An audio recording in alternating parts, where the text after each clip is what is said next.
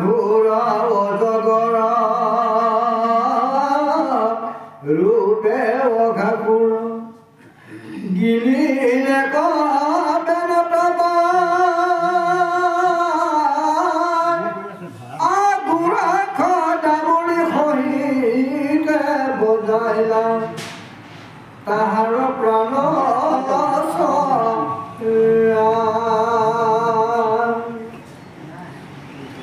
এরা তোমার পুত্র স্বভাবে কৃষক আমার স্নেহ দেখা জানা জগত রত্না উপজমনা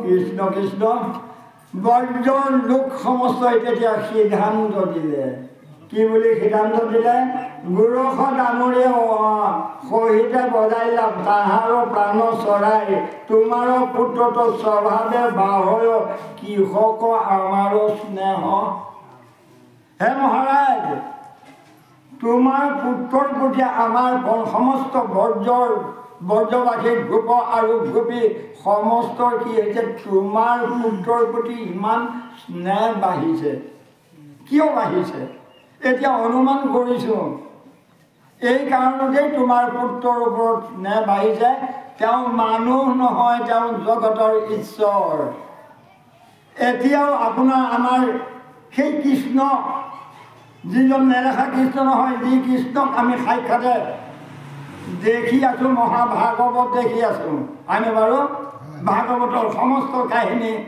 আমি জল অকল আমাৰ এই জেগাৰ গৃহতে নহয় গোটেই সমস্ততে আমি শুনি ফুৰিছোঁ এতিয়া কৃষ্ণৰ প্ৰতি আমাৰ শ্ৰদ্ধা বাঢ়িছেনে নাই স্নেহ বাঢ়িছেনে নাই আপোনালোকৰ বাঢ়িছে আপোনালোকৰ নাবাঢ়াহেঁতেন মোৰতো ঘৰটো অকণমান আগত অহাৰ ওচৰতে কৰোঁ আপোনাৰতো যথেষ্ট আপোনালোকৰ দূৰ ইমান দূৰলৈ কেতিয়াও নাহিলেহেঁতেন গতিকে সেই কৃষ্ণক আৰু বেছি শ্ৰদ্ধাৰে কৃষ্ণক আনি যেতিয়ালৈকে আপুনি আমি হৃদয়ত ৰাখি পেলাই বৰ আনন্দৰে কৃষ্ণক দৰ্শন কৰিব নোৱাৰিম কোনজনক হৃদয়ত থকা কৃষ্ণক আমি যেতিয়ালৈকে দৰ্শন কৰিব নোৱাৰিম তেতিয়ালৈকে আমাৰ মানৱী জনম ধৰা ধিক দে প্ৰভু গতিকে মোৰ দৰে যাতে মানৱী জনম আপোনালোকে ধিক কৰি নলয় সাৰ্থক কৰক কৃষ্ণ আহক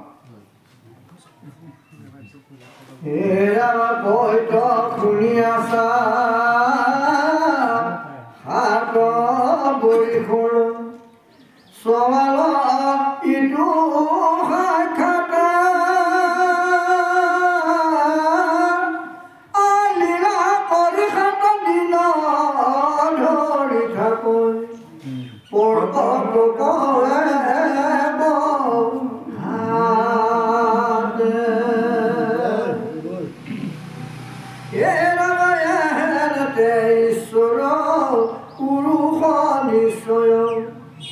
জানিল দেখিয়া কাজ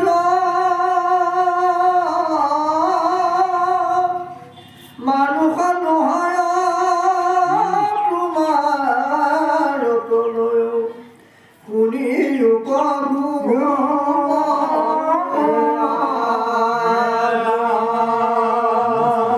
হে গোপ ঈশ্বৰ তুমিয়ে ভাবাচোন তুমিয়ে নহয় আৰু আমি সঁচাকৈ কোনেও এতিয়া 7 বছৰীয়া দেৱশিশুৱে এটা কেৰা আঙুলিৰ ওপৰত গোবৰ্ধন নামৰ ইমান প্ৰকাণ্ড এটা পাহাৰক দাঙি থকাটো দেখাটো নায়েই আমি শুনাও নাই অথচ তোমাৰ পুত্ৰই সাক্ষাতে আমাক যেতিয়া দেখুৱালে আমি দৰ্শন পালোঁ গতিকে হে মহাৰাজ আমি জানিলোঁ তোমাৰ পুত্ৰ মানুহ নহয় এই তত্ত্বটো যদি আপুনি আমি আমাৰ যিটো জীৱাত্মা আৰু পৰমাত্মা দেই যদিও দেখা নাই উপলব্ধিৰ মাধ্যমেদি ভাৱৰ মাধ্যমেদি পৰম ব্ৰহ্মই আহি আমাৰ হৃদয়ত বাসা কৰি আছে। সেই বাসা কৰি থকা পৰম প্ৰভু ভগৱন্তক বিৰাজমান হৈ আছে, হয়নে বাৰু?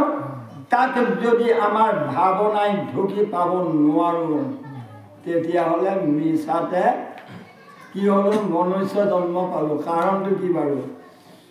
জগতগুৰু শ্ৰীমন্ত শংকৰ গুৰুজনাই ভাগৱতত কৈছে দেই, বিষয় সমগ্ৰ সুখ সমস্ত দুনিতে পাই, হৰি সেৱা কোনো কালে নাই, কেৱলে মনুষ্য তনু হৰিৰ সেৱাৰ যোগ্য, জানি ফুৰা হৰি গুণ গায়।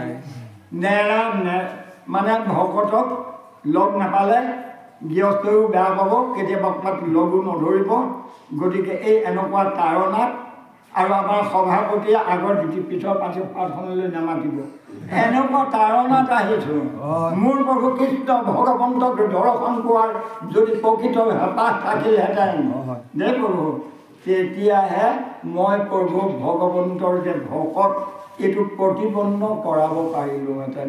জানি আপোনাৰ সমস্তও কি কৰক?